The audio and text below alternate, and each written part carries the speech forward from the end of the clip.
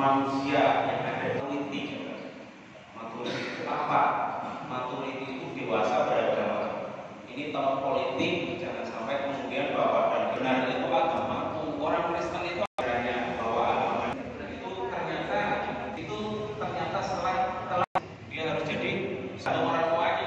Jujur kita ketika kumpul karena orang tua kita yang orang tua kita, akhirnya dia itu sudah sewajarnya karena warisannya terusir dari surga. Dua makan jakun ya, makan dua apa makan tiga, makan satu, yang bawa makan dua. Coba kalau yang bawa makan dua itu terus kita turun ke bawah, turunnya di belakang kan beda lagi. Nah itu ketika kemudian orang Kristen meyakini sudah diusir dari surga, satu-satunya cara untuk masuk Kristen itu dibaptis. Jadi kalau orang sudah masuk di Kristen itu pasti masuk surga jaminannya karena sudah dibaptis. Sehingga kalau kita lihat berita lelayunya aja kan seperti itu, telah berpulang ke rumah Bapa di surga, bukan di neraka.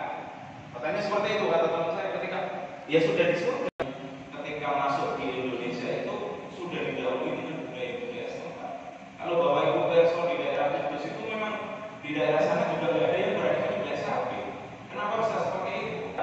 Dari historisnya orang yang ada di Kudus ternyata ketika Islam masuk ke sana masih menghormati umat-umat sebelum.